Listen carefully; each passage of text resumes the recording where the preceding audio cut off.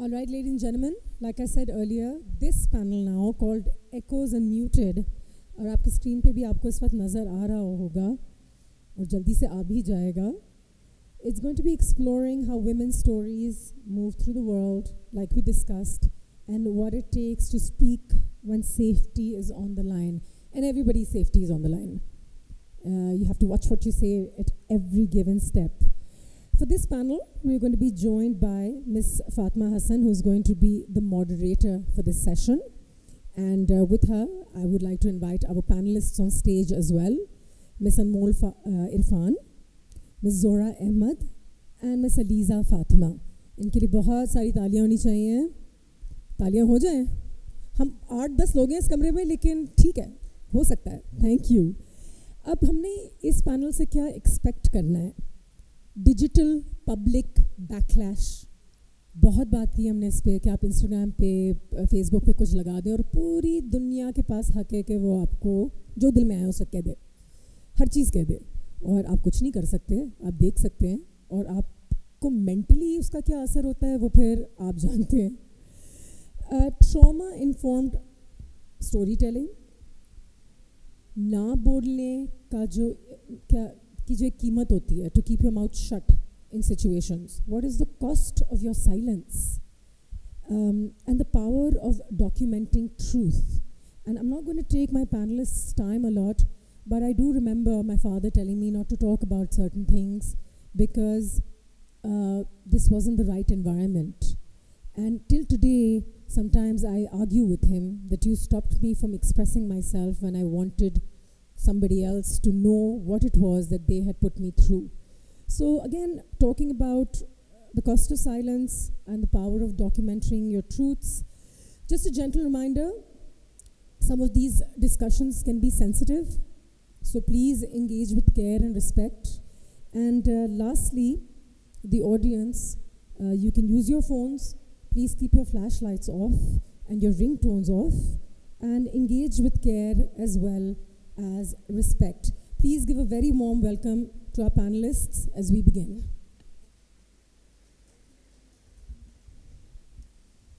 Good evening.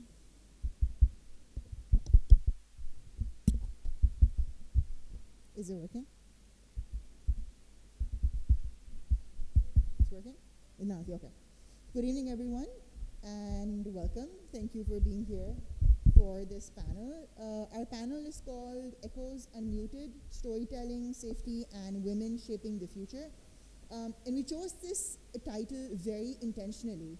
Across Pakistan, women are living at the intersection of multiple pressures, digital spaces that can be both empowering and dangerous, the climate that deepens existing inequalities, and narratives that are often distorted.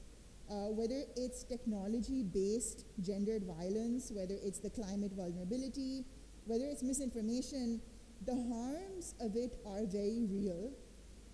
But so is the power that women's voices have when they are heard, protected, and centered. So this conversation draws from Echoes Media's grant-based work on technology-based, gender-based violence, and the gendered impacts of the climate change that's happening.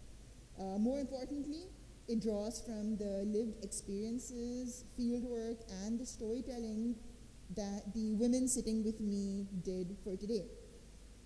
Our panelists work across journalism, community engagement, and advocacy. They ask difficult questions about whose stories are told, who tells them, and what cost do they have. They also remind us that ethical storytelling is not just about visibility. It's about safety, it's about dignity, and it's about accountability.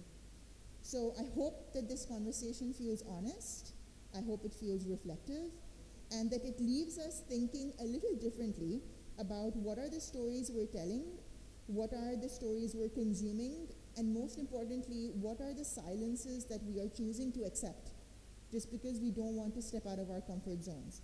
So with that, I would love to invite and introduce you to our panelists into this conversation. Zohra Ahmed is a family violence specialist and researcher in the field of gender-based violence and femicide. She has nearly 8 years of experience in the development sector. She's also the founder of the Jugnu Project, which is Pakistan's digital domestic violence resource center. With its head office in Karachi, her firm assists survivors of domestic violence across Pakistan to get access to important and honestly sometimes life-saving services, which include trauma therapy, legal aid, and any transitional housing that is required. Zohra also frequently campaigns for equity under family law with a focus towards domestic violence and inheritance rights. So she works to train domestic workers, advocates, and civil society at large to combat taboos regarding the same. Alize Fatma is a journalist and storyteller based in Karachi, Pakistan, with a keen focus on climate change and its human impact. Alize is a fellow of the CNN Voices from the Global South, where she has contributed reporting that amplifies underrepresented voices and highlights pressing regional challenges such as urban floods, climate-driven mental health struggles, and the ways that marginalized communities navigate a changing environment. And then at the corner, Anmol Irfan is a journalist, editor, and co-founder of Echoes Media, which is a slow news, ethical multimedia platform focusing on storytelling in the Global South. Some of the key topics she's been focused on recently include climate justice, technology-facilitated gender-based violence, and international politics. She's also worked on Umeed, which is a volunteer-run initiative which focuses on challenging stigmas around abuse and toxic narratives within Pakistan. And she has a keen interest in building more education-focused narratives within Pakistani society. So welcome to all three of you. And I would like to begin our conversation with a question that is open to all three of you to answer, which is that each of you works at this intersection of women, storytelling, and safety in different ways. So what is the one story or moment or pattern from your work that made you realize how high the stakes are for women's voices today in Pakistan? So Zohra, we'll start with you. Assalamu alaikum. Thank you, first of all, for having us here. So it's not, thank you for that question as well, but it's not one specific moment. It is definitely a pattern. So in our work, whether we're helping a married survivor whose marriage is broken down, or whether it's somebody who is an activist, whether it's a lawyer or a journalist, we see this across the board. The reason why is there's a very fine line between a woman stepping up, unapologetically taking her space, speaking out, speaking her truth, and then the next minute not being there at all. She could be killed. And we see that pattern. So last year, for example, a case that was very prominent in the media was, I believe, Sana Yusuf, who was an influencer. She was murdered in her own home at her own birthday party by somebody who was, who was actually online. People don't realize that there is this shadow of death and violence that's very real, that's walking next to them at all times. Right. Lisa? First of all, thank you for having me, and I think I would like to add what Zohra has said. I think for me, what has defined my profession is that every time I'm covering a human story that is focused on women, and even if it's not involving abuse or anything violent, there is a pattern of victim blaming.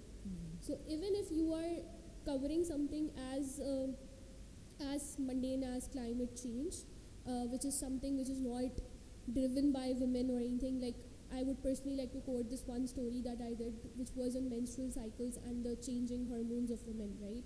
And that was not a story, that was my final year thesis, which I turned into a news feature. So I had ample research and everything, and even then there were a lot of comments, a lot of backlash in the comment section and everywhere, that is this a topic to talk about? Is this something that you should be talking about? And then when you are covering the story of abuse or anything, number one, newsrooms में सबसे पहले तो आपको आपके editors कहते थे कि ओ इसके ऊपर तो बात होती रहती है. Domestic violence is not something which has not been covered before. So we don't need to cover it even more. We just need to bring a new angle. How am I supposed to bring a new angle to something which has not changed in all these years? So that has defined my reporting a lot, because I don't think I want to look for new stories. I don't want to tell you that if there is a woman who is being abused or going through anything that she's not supposed to go through, I am not going to give you a nice new angle that would keep your reader interested. For me, I have to report that story. I have to tell you the story of the victim. I have to tell you the side of the victim, and that's all. Anmol? I think that I would. Is this on? I think that I would definitely echo what Zora and Elise have said, but the pattern that I've noticed most, because with each of my stories, I feel like something new about women's experiences comes to light, and unfortunately, it's not always great.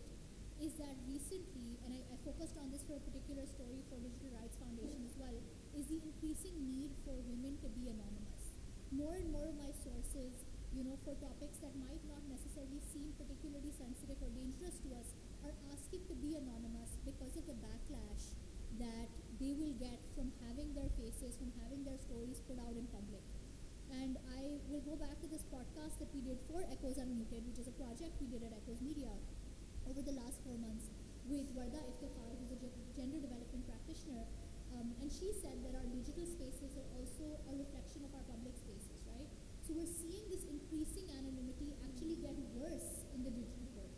And I think a lot of women can maybe relate to me on this. Where there's more voice, we have more and more censorship, more and more control, and more women expressing this fear of telling their stories. And that really makes you understand just how high the stakes are for a woman to not want to speak out, even when, like Zora and Lisa pointed out, the situation is so dire, because they know how much can be at stake. Right. So, basing it on that, then when we do talk about technology-based, gender-based violence, it often sounds very abstract, right? So what does it actually look like in a woman's everyday life, especially for those that are outside of elite or urban spaces? Zohra.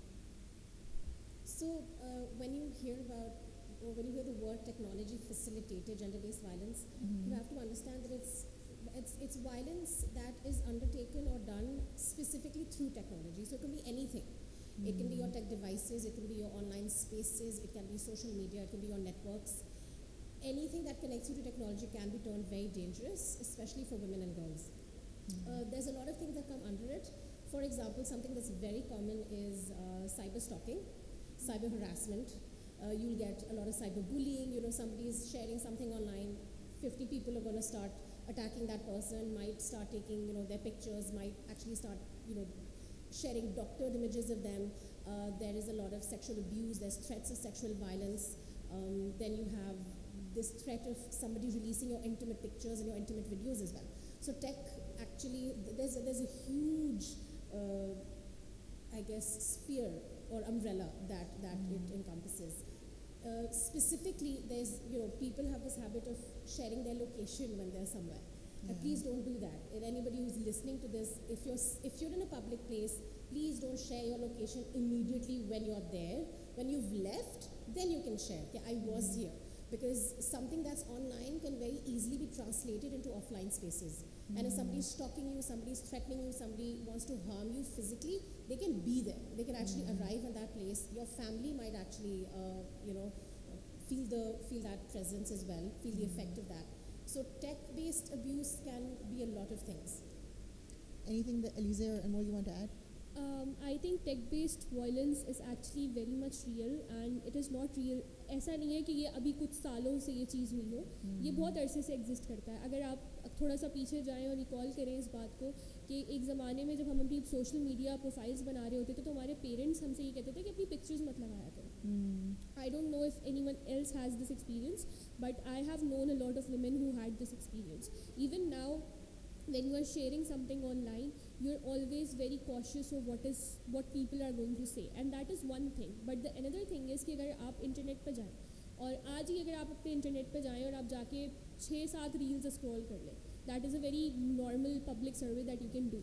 If you see a man sharing something and the comments underneath it, those are going to be very different from the women, from the content that women are making. And women can make like very very neutral, very like unharming content on the internet, yet they would receive a lot of threats. And abhi recently, very recently, I think 2-3 हफ्तों से हम इस चीज़ को cover भी कर रहे हैं कि there is a feature on X that's called Grok, and Grok has been undressing the pictures of women and children.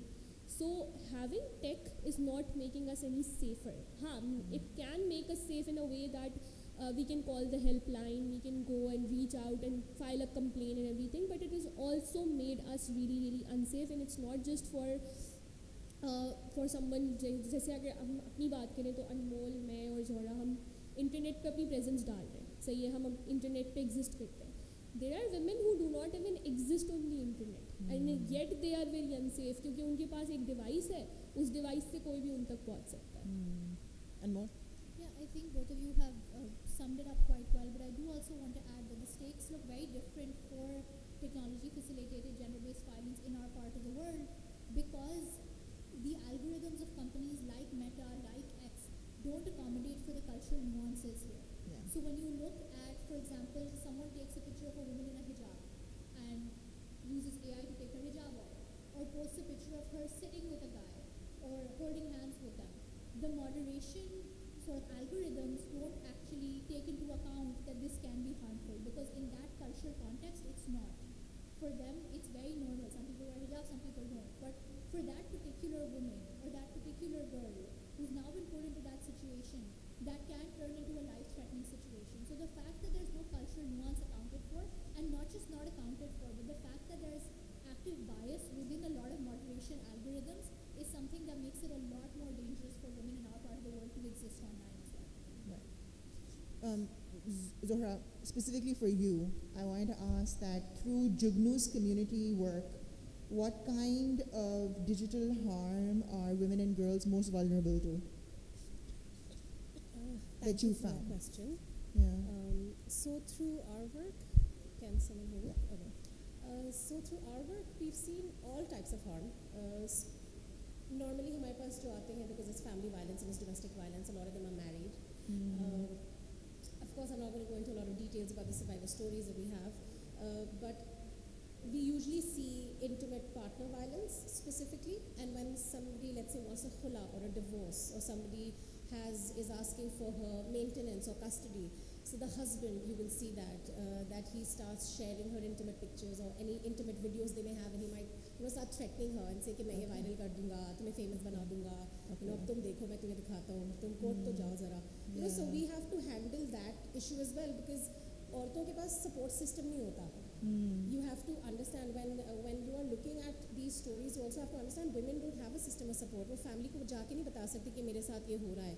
वो सबसे पहले family वाले ही उसको पकड़ के मार देंगे. So men have a lot of leeway in that way, like they have that social network set up, and women don't have that kind of support. So a lot of times they will be forced to be silent, right? So I'll just share I'll share a case that we just had. She's 60 years old. So this woman is 60 years old. They have 4 children who are all married, and they have obviously their own children, their grandparents. And this woman just suddenly decided, I cannot live with you anymore. I want to with mutual respect, very respectfully, part ways. We don't have to have a divorce. मैं अपने अलग रहूँगी, आप अलग रहो. मैं बहुत आपको झेल लिया, अब नहीं हो रहा मुझसे. He has a history of drinking and abuse and everything. So this man he is in his 70s. Right, so there's no age barrier either. They're a very respectable couple. So you have to understand, they're upper middle class, educated people. And he has started threatening her with her intimate pictures. I've taken pictures of you when you were, let's say, undressing in the room or whatever. I'm going to share this with the family. तुम्हारे बच्चों को दिखाता हूँ उसकी माँ कैसी है. So वो trauma बहुत अलग है कि मैं अपनी शादी तो छोड़ने वाली, मेरी इज्जत भी यहाँ पे चली जाएगी. That they face a lot of issues like that. That sounds horrible when you go through it. Anmol, as a journalist, how do you report on digital abuse without either reproducing harm or exposing the survivors to further risk? It's so difficult, right? Because like I said, there's no system in place that's already protecting us. And there's been enough of the global north and global media in general reproducing our trauma for their benefit and not actually thinking about what's happening or the impact that their reporting is having on the communities they're reporting on. So when I started out, that was one thing that I was very aware of, that hopefully I don't want to be part of that same problem. And I think I can describe my approach in two main goals, which is consent and respect. So consent, not just in the sort of superficial way of asking my, which I do, I ask my sources point blank, do you consent to being named and quoted in the article? Is it okay if I identify you? But also consent in the sense of letting them know what publication it's for. I've had people who decided not to be a part of a certain publication because they didn't agree with XYZ reporting, and that's fine. I've had people understanding the way that their story is being portrayed.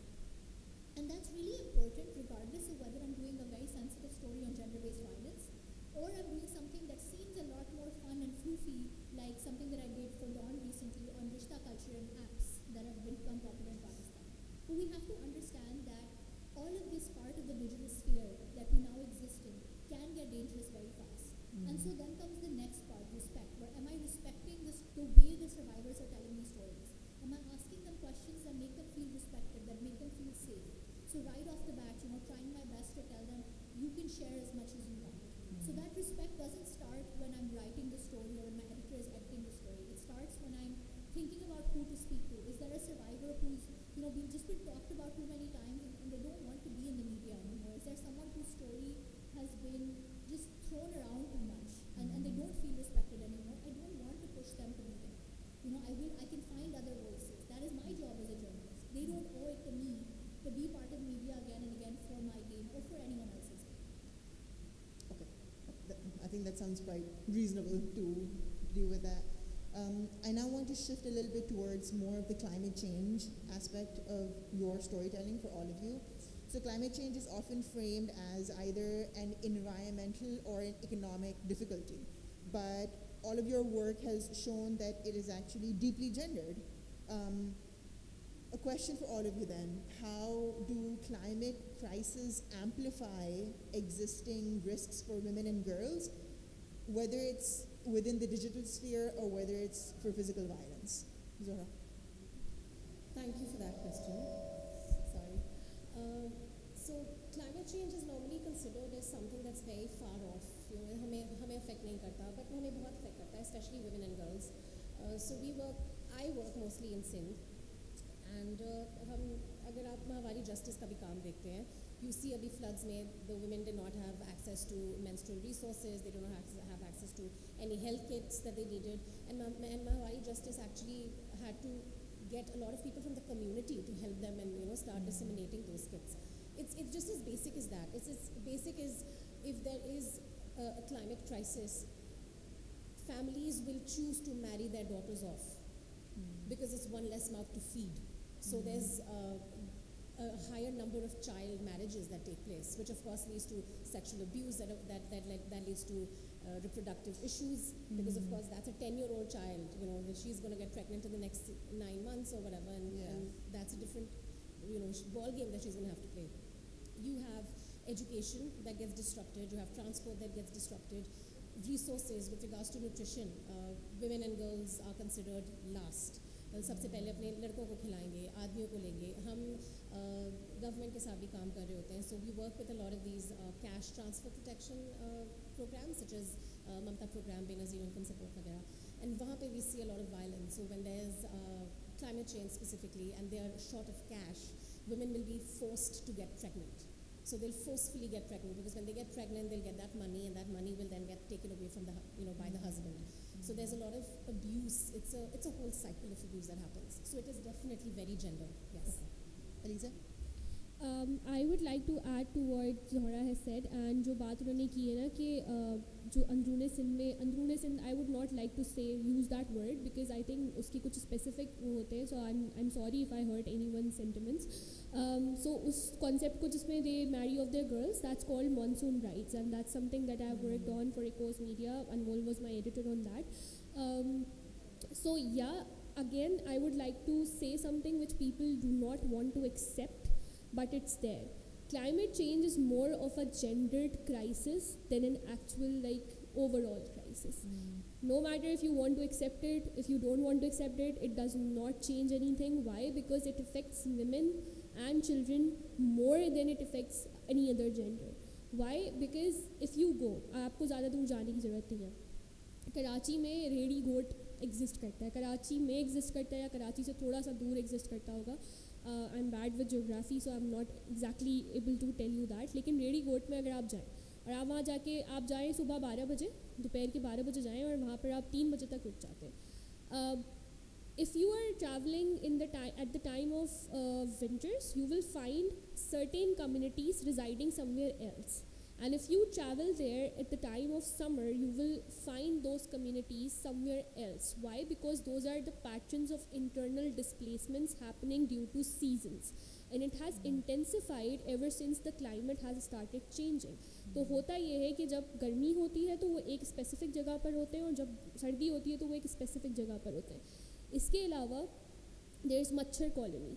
मच्छर colony में हर साल जब बारिश होती है तो वो बारिश होने से आई थिंक 15-20 दिन पहले अपने घरों को शिफ्ट करना स्टार्ट कर देते हैं और उसमें सबसे पहले वो अपनी ख़वातीन को और बच्चों को वहाँ से निकालते हैं. क्यों? बिकॉज उन्होंने अपने बच्चों और ख़वातीन को इक्विप ही नहीं किया हुआ कि वो इन डिज़ास्टर्स से लड़ सकें. इसके अलावा there was a Dawn report जिस पे पूरा एक प्रॉपर फीचर किया गया था जिसमें ये बताया गया था कि due to climate change the domestic abuse cases have increased. And I am just quoting a rough number, I think 14.6% इजाफा हो चुका है इस वक्त आपके डोमेस्टिक वायलेंस के केसेस के अंदर. अदर देन दैट, अगर जो फ्लड्स हैं वो तो हर साल आते हैं, तो जब फ्लड्स आते हैं तो आपके पास सिर्फ ये नुकसान नहीं हो रहा कि लोग बह रहे हैं, उनका मवेशी बह जा रहा है, उनकी चीज़ें बह जा रही हैं. There are lot of reported cases of sexual violence. And वो सेक्चुअल वायलेंस ऑब्वियसली मर्दों पर तो हो नहीं रहा होगा, वो औरतों पर ही हो रहा है, वो बच्चों पर ही हो रहा है, बिकॉज उन्हीं पे आपकी अथॉरिटी है, उन्हीं को आप अब्यूज़ कर सकते हैं, उन्हीं को आप जो है नुकसान पहुंचा सकते हैं. सो जेंडर की जब बात आती है और जब लोग आपको ये कह रहे होते हैं ना, specially western media, something that Anmol talked about, कि वेस्टर्न मीडिया अक्सर आपको ये बोल रहा है, वेस्टर्न मीडिया भी और बहुत सारा पाकिस्तानी मीडिया भी, क्योंकि हम भी उन्हीं से तो इंस्पायर्ड हैं, तो वो आपको ये कह रहा होगा कि नहीं जी क्लाइमेट चेंज तो सबके लिए है. जी सबके लिए है, I am accepting that, but आपको ये भी तो देखना है ना कि तराजू जब आप तोल रहे हैं तो वो किस तरफ ज़्यादा जा रहा है और किस तरफ ऊपर नहीं जा रहा. सो you saying that it is not a gendered approach is clearly wrong, because stats says otherwise, the report says otherwise, and I don't think you can challenge that. Right. And more? Yeah, I mean, I think they've summed everything up quite well, but I do just want to start off by saying that anyone who isn't familiar with the concept of monsoon brides that Alize just described, please go have a read at her article. It explains it beautifully, and it explains in quite heart-wrenching detail exactly what happens to these young girls who are made brides because of the climate crisis. But I do just want to add one thing as well, is that we have to understand that all of these inequalities exist within our system. Issues where women are not allowed to or don't feel comfortable stepping out of the house because they don't know how to navigate anything other than that already exist. Menstrual health management is an issue that already exists. We don't talk about it enough. And yet when we try, again, like Alize said, when we try to talk about the climate crisis being gendered, we're told things like, pehle unko khana de do, pehle unko chhat de do. And what I fail to understand, and what a lot of advocates are now very loudly saying, is that why is it so difficult for you to put food and shelter and also sanitary management products in the same package? You know, why can we not cater to all of these things at the same time? Because you are leaving out a very large, very vulnerable group. And it is unfair to say that this is not gender. And when we say gendered climate crisis, what advocates are asking for is that you have a more nuanced approach to different groups and their different needs. So if you cannot accommodate for that, or if you refuse to accommodate for that, then you're not really catering to the whole. What you're doing is just making your life a little bit easier because you don't want to talk about something that makes you uncomfortable. Thank you. Alize, I had a question specifically for you, which is that coming from a health and pharmacy background, how do climate stressors show up in women's health, in health outcomes and access to care? And how often are these stories ignored in the way that it's physically affecting women?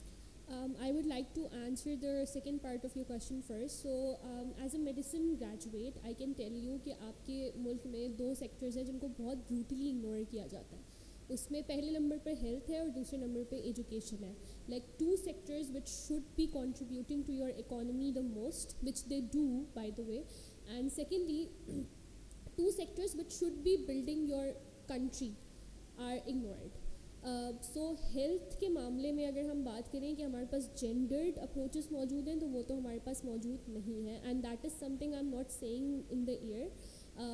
Even in Karachi, which is a very developed urban city, if you go and see the hospitals which are made by government, you will not find any specific wards or any specific facilities dedicated to women, especially in the cases of, जैसे बहुत common सी example है PCOS, polycystic ovary syndrome.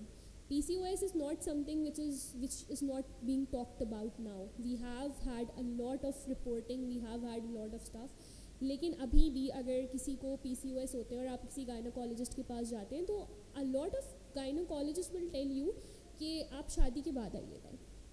This is something जो आप शादी के बाद cater करेंगे. ये अब अभी इस वक्त ज़रूरत नहीं है आपको इस चीज़ के बारे में बात करने की, इस चीज़ को डील करने की, जबकि it is like हमें पढ़ाया गया है when we were like in second year of when I was in my second year of medical school.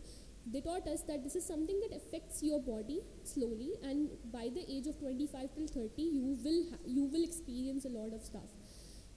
That is one thing. अब हम climate change की अगर बात करें, तो climate change जैसे जैसे आपका temperature बढ़ रहा है, कम हो रहा है, because that is the understanding of a common man कि climate change क्या है, temperature बढ़ना और कम होना. तो जैसे जैसे आपकी बॉडी का टेम्परेचर बढ़ता है, आपके अराउंड में जो टेम्परेचर बढ़ रहा है, that is affecting your bodies. And women bodies are way more vulnerable than men bodies. Why? Because we have hormonal changes, which is one of the reasons why कि हम बहुत सारी चीज़ों से गुजरते हैं. There are mood swings, there is postpartum depression, which by the way now men have also started claiming for some reason कि उन्हें भी पोस्टपार्टम डिप्रेशन होता है. एंड आई डोंट अंडरस्टैंड कि कैसे होता है, because you haven't given birth to a child, right? So those are the stressors जो कि climate change से affect कर रहे होते हैं. And if there is a pregnant woman who is existing in 45 degrees centigrade, and there is a pregnant woman who is existing in -7 degrees centigrade, you cannot expect both of them to give birth in the same way that you expect. A lot of times even women are undermining that. Like a lot of times जब कोई औरत किसी दूसरी औरत को बता रही होती, तो वो यही आपको सुनने को मिलता है कि भाई आप कोई पहली औरत तो नहीं है. And again the reason why I am talking about pregnancy and menstruation, because those are the things that people are familiar with. There are a lot of other things in your body which are affected by climate. And if you go and talk about it, तो ये काफ़ी लंबा answer हो जाएगा. But again, if you ask me that if we have represented that enough in our media, we haven't. Because पहली तो वही चीज़ आ जाती है कि I think I am very fortunate to work with Dawn. Why? Because Dawn is still one of those publications जहाँ पे हम इन चीज़ों के ऊपर आसानी से रिपोर्ट कर सकते हैं. बट अगर यही कोई लोकल मीडिया होता, यही कोई और चीज़ होती, I am pretty sure that they would have told you to not report on things like that. Why? Because you don't talk about it, you just don't have to talk about it. और उसके बाद भी आपको ये सुनने को मिल रहा होता है कि अगर आप कर भी लेंगे तो इससे क्या ही फ़र्क पड़ेगा. which is not true, which is something I specifically feel कि कभी भी इस तरह की किसी चीज़ के ऊपर अगर आप बात कर रहे हैं, तो आपका ये कहना बनता नहीं है कि इसको कौन पढ़ेगा या इससे फ़ायदा क्या होगा. You just need to put it out there. फिर आप उसको डिसाइड करें. जब आपने एक चीज़ की ही नहीं है तो आप कैसे डिसाइड करें. So yeah that's very unfortunate, and I hope it changes somewhere in the future. But for now तो I don't think there is enough reporting on that. Another thing I really wanted to touch upon, since all three of you have worked on it, is community-based storytelling. So within community-based storytelling, how do you balance safety with visibility? Zohra. So community-based storytelling, for us specifically, we'll always try and make sure that the survivor's point of view comes first, but their safety is more important. So personally, even if you look at the way we work, we're digital. So we don't actually have an office address. Okay. right? That's specifically because we want to be safe. Our team has to be safe because हम on ground survivors के साथ काम कर रहे होते हैं. And a lot of times we've seen कि if somebody is trying to be open about whatever she's experiencing, कभी-कभी उनके खुद के family members आके उनको online they'll start bashing them or share something that could be deprecating or disrespectful. One thing that women can do specifically is to have different accounts. For example, one could be your actual public-facing account where your own personal, stories, location, face is not showing, but you're talking about something that you're, let's say, advocating about. And one could be your personal, account where you have people that you trust. Okay, if you actually feel comfortable doing that. So that could be a private account. Another thing definitely I would say is people need to have digital literacy. So how do you have two-step verification, for example? आप अपने account को किस तरह से secure करते हैं? आपके account में कोई रैंडम इंसान साइन इन करे तो आपको क्या नोटिफिकेशन मिल रहा है या नहीं मिल रहा? How be very, at least for me, be very open with the block button. So you have to put in those steps where your safety has to come first. The storytelling has to be authentic. Of course, the narrative always has to be the survivors in all aspects, but both the survivors' safety and your safety has to come first. आप बचेंगे तो आपकी कहानी आगे जाएगी. Yes. Elisa. I think I pretty much agree with what Zora has said, and yes, I think जो बात उन्होंने की है कि having two accounts on social media, I think in my experience of in whatever experience I have worked with female journalists more than I have worked with male journalists. And I've seen that a lot of female journalists do not have public media accounts. Why? Because they are very unsafe. They don't want to do that. There is one journalist that I've known for at least 10 years now. उन्होंने अपनी 2-3 साल पहले अपना एक public account बनाया because she was so scared to put herself out there. So yeah, number one. Number two, I feel that having people around you helps you a lot. Like if you are, whatever story you are covering, keep your editor in loop. Keep someone that you're working with in loop. Share your not share your location because what Zora said that has scared me as well. But I think tell other people where you are, आप कहाँ से report कर रहे हैं, और अगर आप कहीं पे भी जा रहे हैं, अगर आपको लग रहा है कि वो एक अनसेफ जगह है, वहाँ पर फिर आपके पास कोई ऐसा इंसान होना चाहिए जिसको आप बता सकेंगे भाई this is someone that I'm coming to and this is what I'm going to cover. I would also like to add what Anmol said earlier, anonymity. I think a lot of times even when I have the consent of the people और मुझे personally ऐसा लग रहा है कि नहीं ये चीज़ उनको जो है किसी भी तरह के नुकसान में डाल सकती है, तो I just make my decision and I'm like कि नहीं, this is not something that I'm going to name you on. Because your safety is obviously more important than my story. मैं तो अपने घर जा रही हूँ, I am very privileged, I will go back to my house.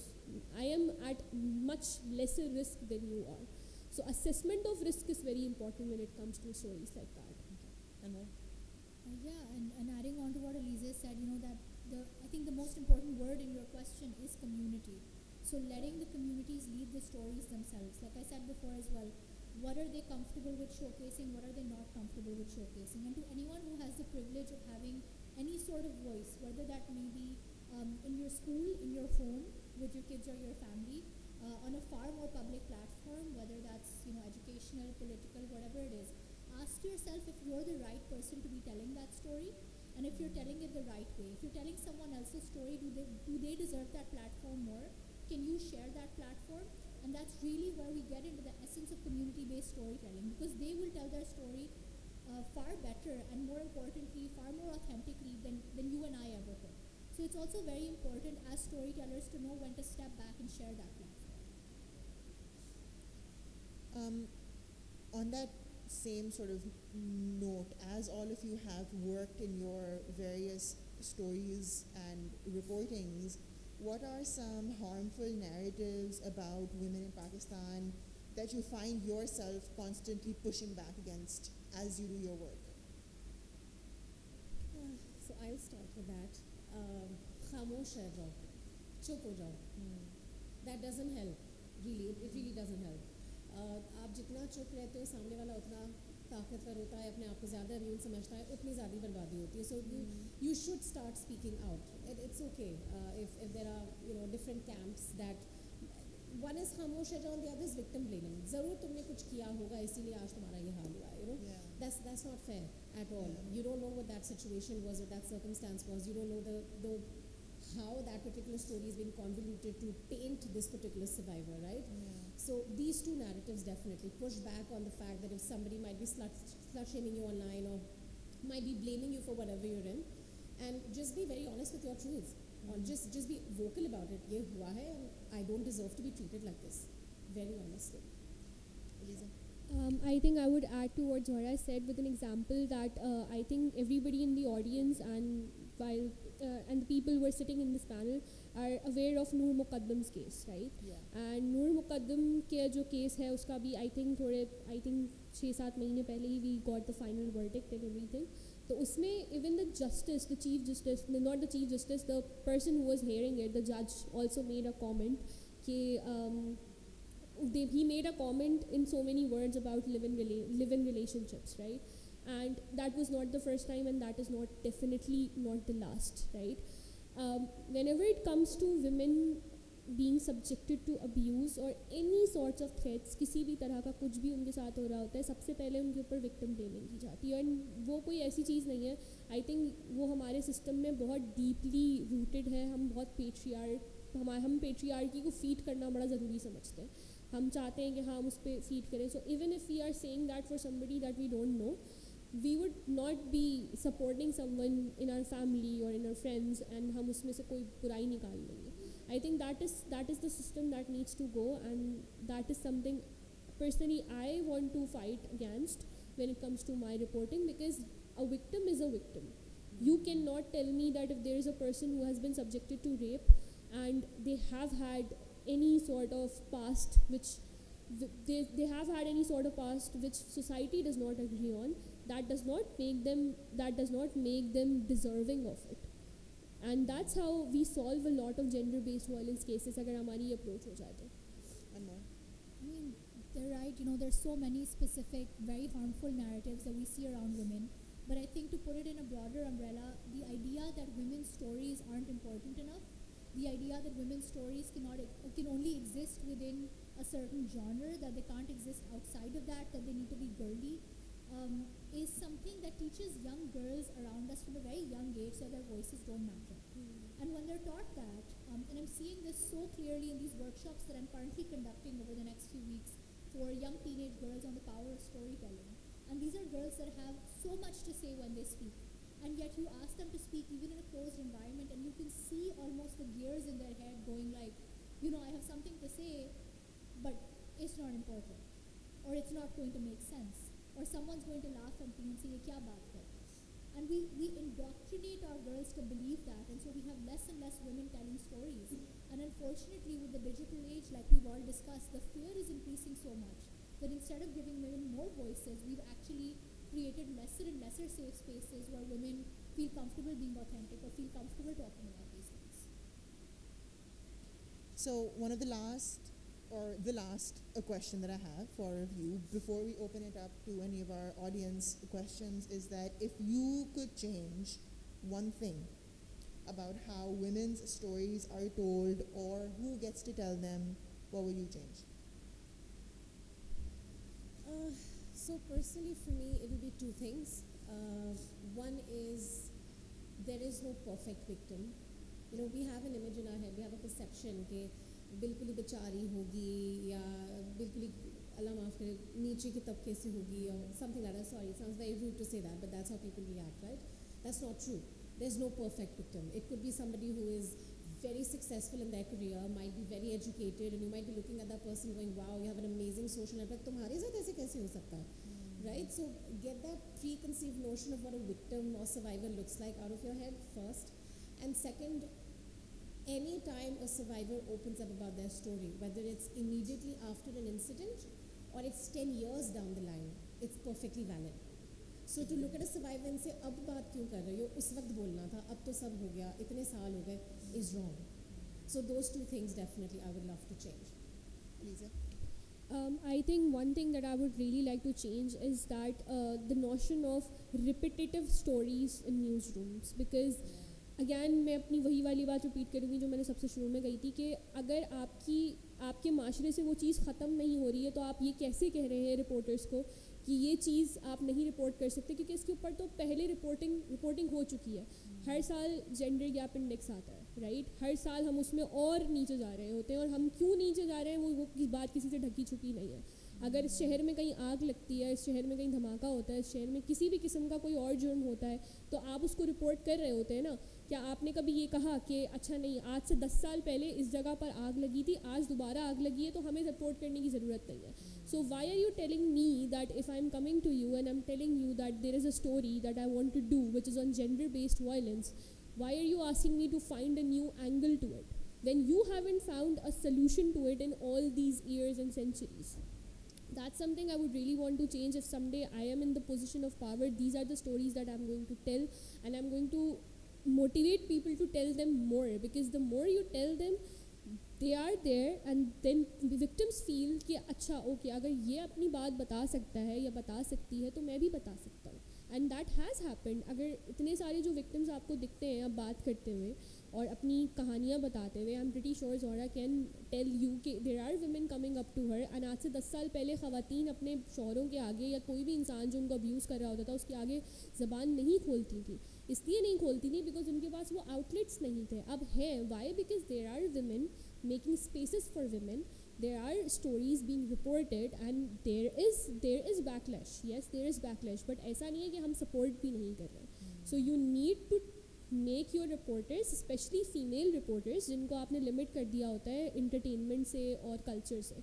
A lot of times I'm pretty sure Anmol will weigh on that, कि आप जब एक नए फीमेल रिपोर्टर होते हो and you want to report on stories like that, they tell you that you can not, why? Because you're a women, your safety is on stake. And आप अच्छा होगा अगर आप इंटरटेनमेंट और लाइटर थीम्स और lighter beats के ऊपर report करें, which is again very number one, that's very misogynist, it's very sexist, and it's also you trying to put your the best brains of your country in one box and telling them कि नहीं, आप क्योंकि हम आपकी safety के लिए कुछ नहीं कर सकते, ये हमारे ऊपर है, तो आप इस चीज़ पे रिपोर्ट ही ना करें।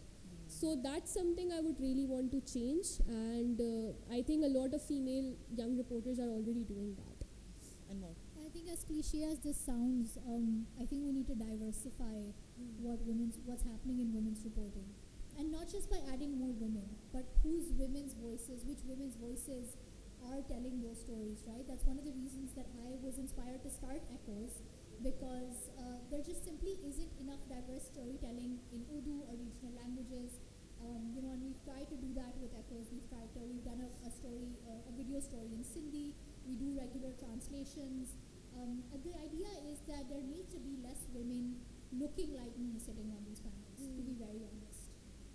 There needs to be less women like me invited, because I am reporting, I'm not living a lot of the experiences that you talked about, right? We need women like that. And for that, we need to empower them, and we need to give them space. And we need to tell them that it's okay if your English doesn't sound that great, or it's okay if you're not dressed a certain way. And sometimes that is the fault of us women ourselves in the community that we create. So we also need to accept that we are the ones that we need to create that space.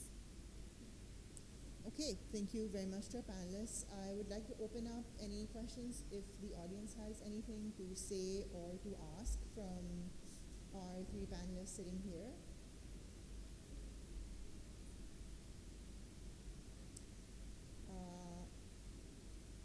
Okay, I think the audience is also all satisfied with everybody's answers. So yes, it was a very heavy topic. I hope that it sort of opened up certain horizons for all of you who are listening. And I hope that you go and read the stories of all of our panelists that they have written here. And I hope you go and see Echoes Media's page and the project that they are currently doing, Echoes Unmuted. And I hope that we continue to persevere in this work, that it continues to open up more niches for the women and the reporters. So thank you, everybody, and have a good rest of the evening.